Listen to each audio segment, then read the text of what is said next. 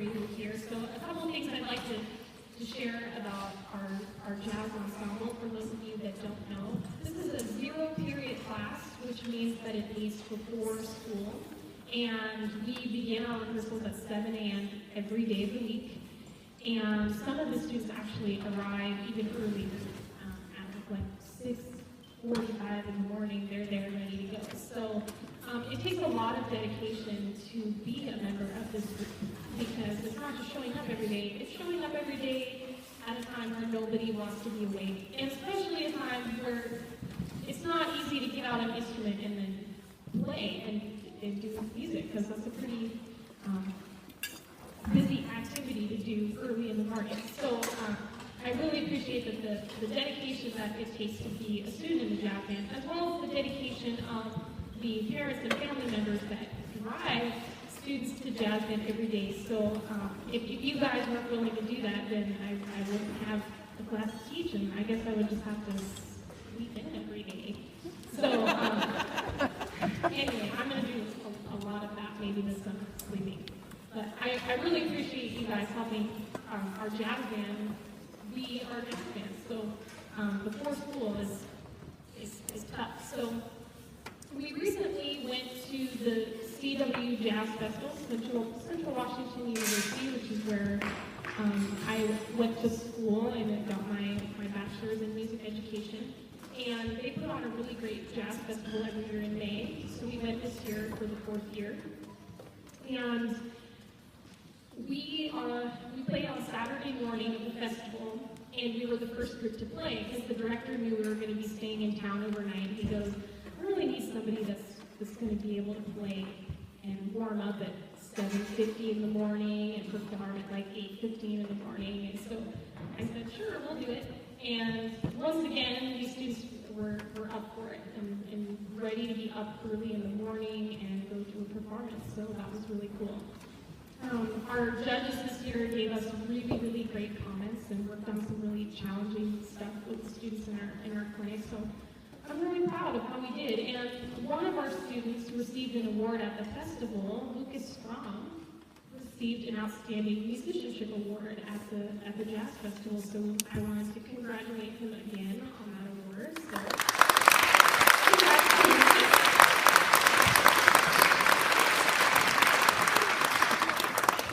So the first two pieces we're going to perform are pieces that we performed at the festival and that we got some really great comments on. And we took all of that stuff we learned and worked on it even more so that we could bring it to you tonight and kind of show you what we're able to do. So the first piece is St. Thomas. This was composed by tenor saxophonist Sonny Wellens, and the melody is actually based on an English folk song that kind of morphed into a nursery rhyme that his mother actually sang to him when he was a child, and then it kind of ended up becoming St. Thomas, this jazz tune. It was kind of became popular in 1956, so that's kind of the era we're in, and it's been really a fun song for us to play. So here's St. Thomas.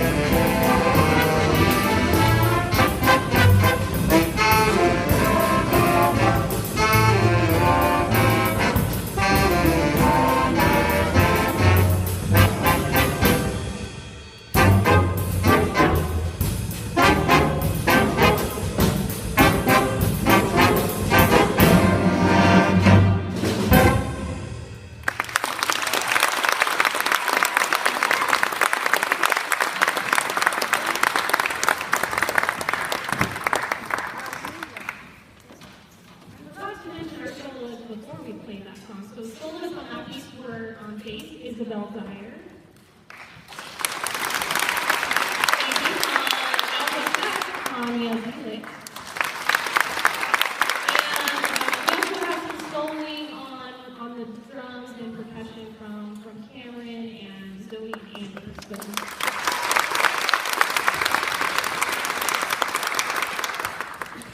So next is Tenor Madness. This was another one we did at the Jazz Festival, and it was completely by accident that I programmed 2 pieces by Sonny Rollins. But it was a happy accident because it's been great music for us to learn. So Tenor Madness was also released in 1956, and it was the title track of an album called Tenor Madness. And one of the things that's really cool is that on the album, it's actually a duet between Sonny Rollins and another famous saxophone player, John Coltrane. And it's considered, I think, by a lot of jazz musicians and educators to be just one of those albums that everyone should listen to. If you're going to play jazz, you should listen to that album. You should listen to that track. So it's been really good for us to learn. It's also very challenging, and I picked it because we had such an excellent saxophone section this year, and I wanted to make them work hard, and I think I was successful. Gotta love those faces. It's the best part about junior high, those faces they make at you.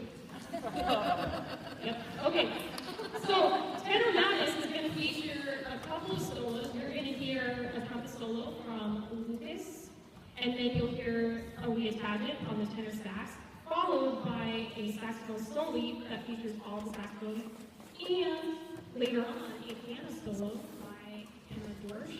And yeah, they've all done a really great job. So here is Tenor Madness.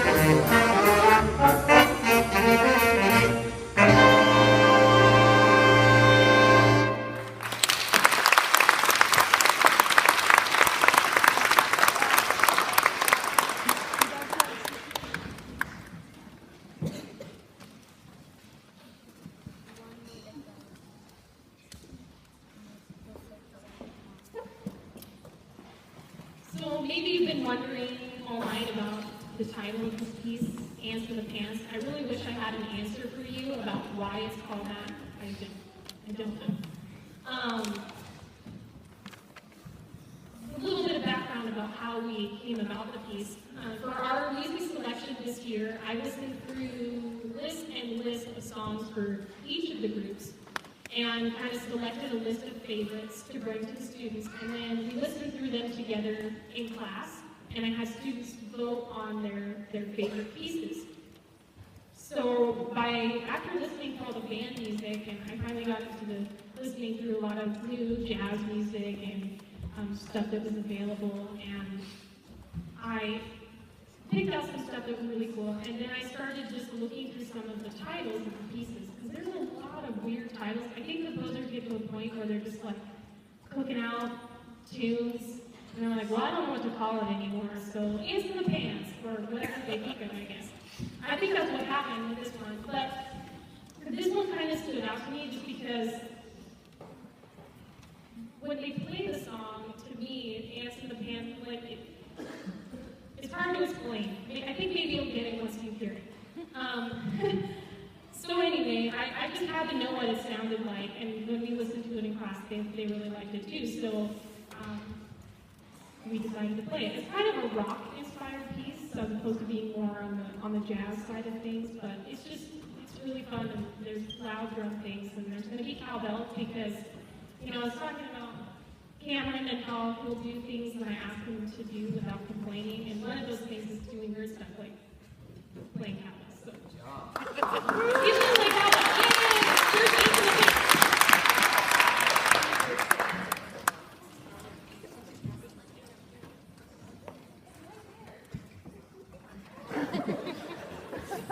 I specifically left it next to the drum set, so that wouldn't happen.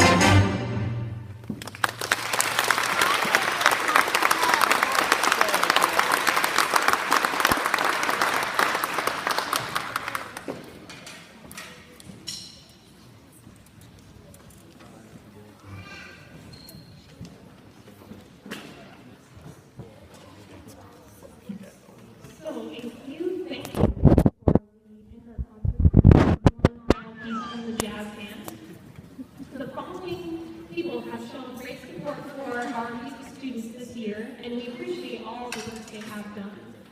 In addition, I would like to share my appreciation as they have been a tremendous support system for me from the moment I began my teaching career here in Aberdeen.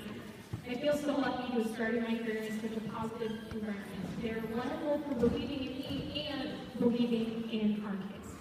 So, thanks to the Aberdeen Music Boosters, all of our fabulous Aberdeen music teachers, Mr. Leahy, Ms. Nichol, Mr. Patterson, Mrs. Koski, Mr. George, and Mr. Peterson, our administrators at Miller, Mrs. Griebel, and Mr. Lewis, Superintendent Tom Ostad, and the Aberdeen School Board,